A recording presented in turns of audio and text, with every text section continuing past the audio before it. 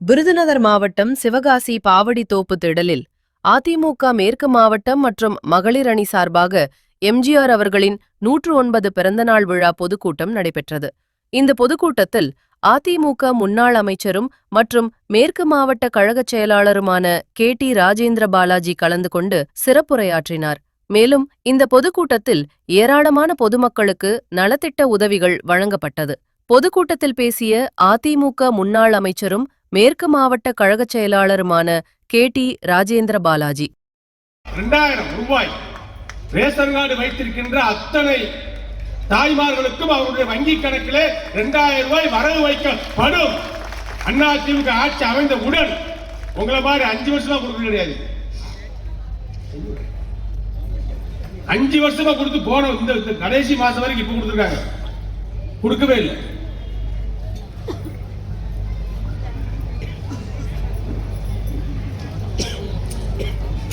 ஆட்சி பொறுப்பேற்றவுடன் முதல் கையெழுத்து எடப்பாடியுடைய கையெழுத்து, எல்லா தாய்மார்களுக்கும் 2000 ரூபாய் அவருடைய வங்கி கணக்கில் வரவு வைக்கப்படும். ரேஷன் கார்டுக்கு 1000 ரூபாய் முதல் வந்து ஒரு 30-20% பேர், பிற ஒரு 10%, இப்ப கடைசி வருஷத்துக்கு 10-20% சதவீதம் இப்படி கொடுத்து கடைசி வரைக்கும் ஏமாற்று நாடகம். திமுக செஞ்சது ஏமாற்று வேலை. 5 வருஷம் சொன்னா 60 மாசம் கொடுத்துக்கணும், 5 ஆண்டு 60 மாசம் கொடுத்துக்கணும், கொடுக்கலையே. 60 மாசம் 1000 ரூபாய் வாங்கினவங்க யாரா இருக்காங்களா?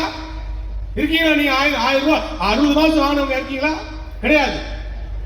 காரணம் என்னன்னு கேட்டீங்கன்னா, மக்களை ஏமாற்றி பழக்கப்பட்ட கட்சி திமுக.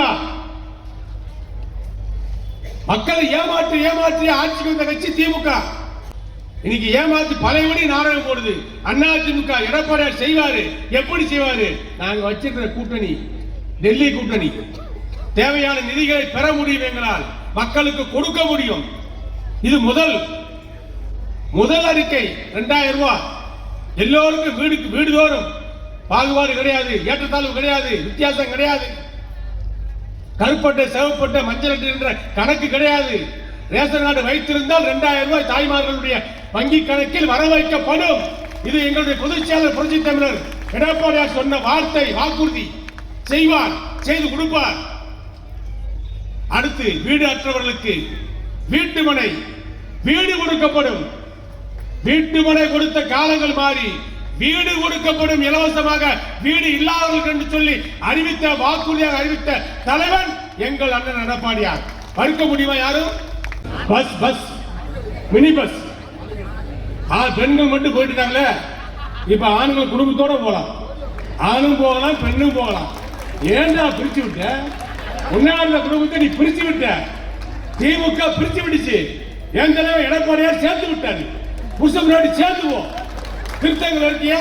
பள்ளியாட்டத்தில் படமாக்க போறியா? உன் மனைவியை கூட்டிட்டு போ, இல்ல உன் காதலியை கூட்டிட்டு போ, 2 பேரும் சேர்ந்தே மோசியில போங்க. டிக்கெட்டை மட்டும் எடுத்துக்கீங்க. செஞ்சது யாரா? அறிவிச்சது யாரு? கொடுக்க போறது யாரு? எங்கள் அண்ணன் எடப்பாடியார். அவருக்கு தெரியுமப்பா, எடப்பாடியாருக்கு தெரியும் ஏழை மக்களுடைய மனசு எப்படி, இல்லாத மக்களுடைய மனசு எப்படி, அவர்களுக்கு எதை செய்தால் பிடிக்கும், எதை செய்தால் அவர் சந்தோஷப்படுவார்கள், எதை செய்தால் அவருடைய துன்பம் போகும், எதை செய்தால் அவருடைய கஷ்டம் தீரும் என்று எடப்பாடியாருக்கு தெரிந்த காரணத்தினால்தான் இதை செய்தாரு. பெண்களுக்கு மட்டும் அதை நிப்பாட்டல. பெண்களுக்கு திமுக அரசு கொடுத்திருக்கின்ற ஓட்ட பஸ் இருக்கு, அதெல்லாம் வராது. நல்ல பஸ், புருஷன் முன்னாடி 2 பேரும் நிம்மதியா உட்காந்து கார்ல போகலாம், சிறுத்தூருக்கு போகலாம், அங்க இருக்கிற மார்க்கெட்டில் சரக்கு வாங்கிட்டு நேர திருத்தங்களுக்கு வரலாம், சிவகாசிக்கு வரலாம், சிறுத்தூருக்கு நேர இங்க சிவகாசிக்கு வரலாம், இங்க பட்டாசு வாங்கலாம், நேர சிறுத்தூருக்கு போகலாம். ஃப்ரீ, எல்லாம் ஃப்ரீ. ஏழை எளிய மக்களுடைய வாழ்க்கை தர வருவதற்காக ஏற்படுத்த ஒரு சட்டம், அது எம்ஜிஆர் போட்ட திட்டம், அது எடப்பாடியார் நிறைவேற்ற போடுகின்ற திட்டம். ஒரு தகுதியான தலைவன் நாடாள வேண்டும், நாட்டை பற்றி சிந்திக்கின்ற தலைவன் நாடாள வேண்டும். டெல்லியிலே மோடி ஆட்சி, தமிழ்நாட்டில் எடப்பாடி ஆட்சி. இதுவே தமிழகத்துக்கு அருமையான நல்ல தருணம். நிதிகளை கேட்டு பெற வேண்டும். சண்டை போட்டுட்டே இருக்கக்கூடாது.